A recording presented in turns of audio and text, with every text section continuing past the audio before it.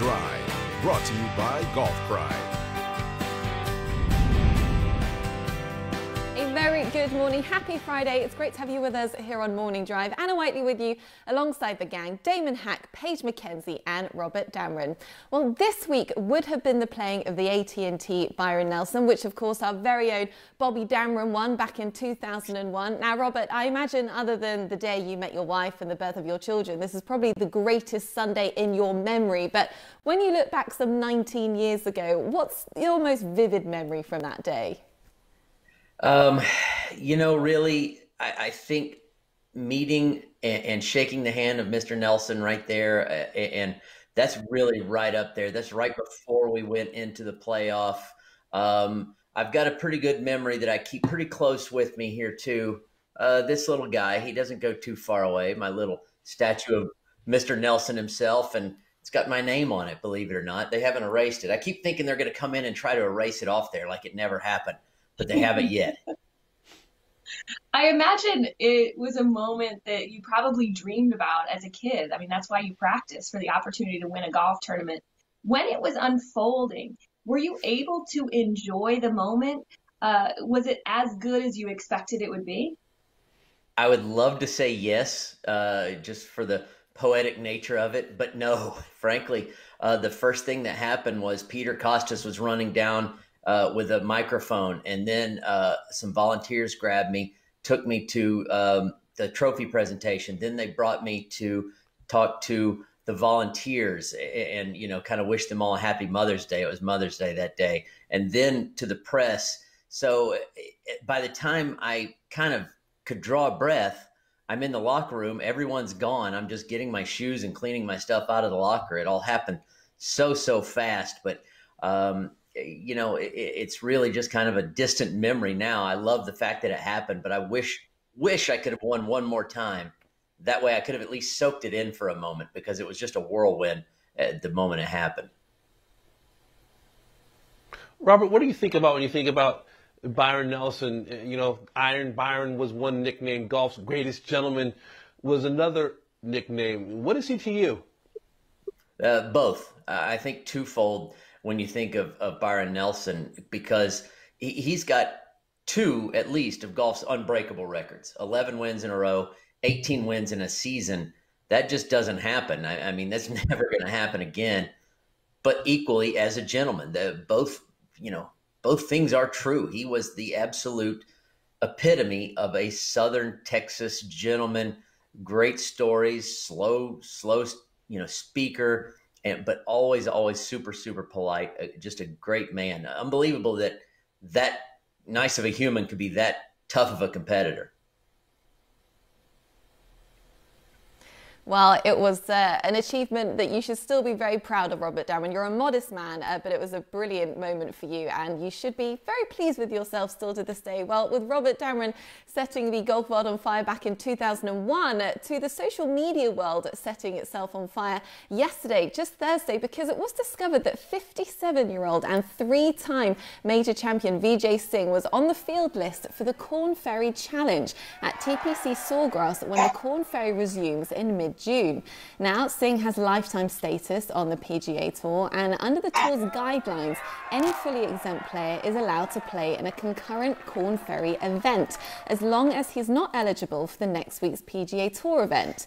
So this move sort of drew immediate anger from Korn Ferry player Brady Schnell, who tweeted, "Hey Vijay Singh, you're a true piece of trash if you accept money playing in a Korn Ferry Tour event, and I'll say it right to your face." He would go on to react to someone who mentioned he would only be filling one spot, saying, "It's one spot. Do you know how much points and money could do for a young kid? He's a complete turd for playing. He's got his money and he's got his career. Just wait another month and roll with your senior friends." So Schnell has since made his Twitter profile private, and there are two sides to every argument. But Paige McKenzie, Brady Schnell, a 35-year-old journeyman who's been grinding it out on the Korn Ferry Tour for many years, do you think he's valid in his argument? Yeah, I actually only see one side to this argument, Anna, and I happen to agree with Brady. I don't necessarily agree with his language choices, but in this case, it is important for each of these Korn Ferry Tour players to have the opportunity to play. In a normal situation, I would have absolutely no problem. In fact, I would love it for a Hall of Fame player to bring their name to a Korn Ferry Tour event. I've always been an advocate of bringing more exposure to that tour, and I think Vijay Singh would do that. This is just not any normal situation. This is a situation in which players have not had an opportunity to earn a living. They play for pennies on the dollar when compared to the PGA Tour. And for that reason, I feel like it would be appropriate for him to give those players the chance, take a step back, try to get his competitive juices out somewhere else, not on the Korn Ferry Tour. I think it would be nice if he didn't play, but I'm also sure that Brady Schnell just guaranteed that Vijay is not going to pull out. And I think rightfully so. It would make me happy if he didn't, but that is his spot. It's not the first alternate spot. It's not some younger kid's spot that needs the money. We're independent contractors on the PGA Tour. And if we don't worry about, he's got more money than him, so this person needs to miss a putt on the last hole to make it fair. It's an unfair world, an unfair time. And there's just no way that you can worry about the first alternate when you want to play golf at your home course. There's always, every single week, and I know this is different with the lockdown, every single week, someone ends up a first alternate, and someone in the field has more money and more fame and more accomplishments than that first alternate. And it's just the way that this job works, I'm afraid. Interesting how we go from golf's greatest gentleman to talking about someone who calls someone a total piece of trash and a complete turd.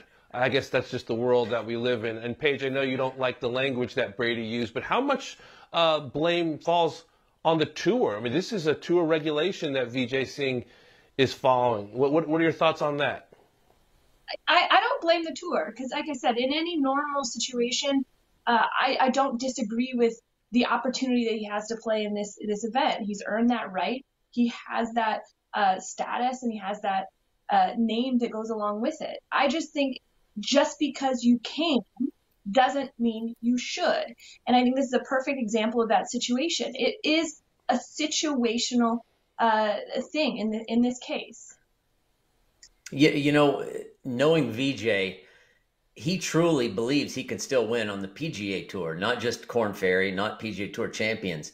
And if he sees this as himself getting ready to play in these other events, then that is his right. He absolutely is. I've always despised the "you're taking a spot away from someone else" argument, because if you're taking the spot away from them, then the spot really isn't theirs to begin with. It's yours. So yes, him coming into play has got a bit of a bad look to it, but in his mind, it's all about being a competitor and winning again on the PGA Tour, and he's going to get ready to do it. We've seen videos of how hard Vijay works. You know the legend. It's all true. This guy loves golf more than anything in the world, and he's going to get out there and play. Part of the argument, Robert, though, I imagine, as Paige has touched on, this is a completely different era that we're living in right now. It is an unprecedented times that we keep hearing over and over again. But you've got Korn Ferry Tour players like Eric Barnes, who's taken a job in Publix just to give some livelihood to his family because they're struggling that much. And it was the point that Schnell made. Why not just wait another month until the Champions Tour is back up and running again? Why take that spot? Why now? Why this event? Again, that's just an argument that it kind of strikes at your heart. And I don't like to hear that people are having to take side jobs when Vijay's sitting on, heaven knows how many millions of dollars and doesn't have that problem. But that's just a separate argument altogether. I can make that argument every single time. And you said also that these times are unprecedented. How do you know what the right choice is during unprecedented times? There's a possibility, strong possibility, that Vijay's giving to charities in his off time and trying to help other players out. I know he's helped other players out in the past financially and getting spots for them. But this is sport. This isn't, a charitable contribution. This is sport. And Vijay sees himself as a competitor, and he is, and he's going to get out there and play golf. And somebody's just going to miss out, and that's just the way he sees it. Paige, I'm curious if you think maybe if Brady's approach had been a little different, if he'd gotten a handful of Korn Ferry Tour players and reached out to Vijay personally, that maybe this wouldn't have blown up in the way that it is. I mean, VJ is one of the most competitive golfers of all time, and I agree with Robert that he's probably going to dig in now. What are your thoughts about maybe had Brady taken a different tack, enlisted some allies, called upon the tour, that maybe this result would have been a little bit different?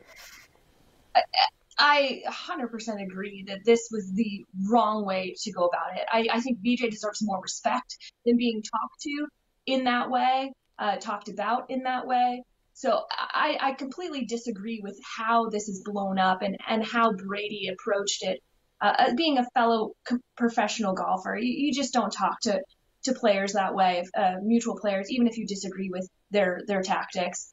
I just think the point here is VJ, we talked about unprecedented. Vijay Singh has never played on Korn Ferry Tour.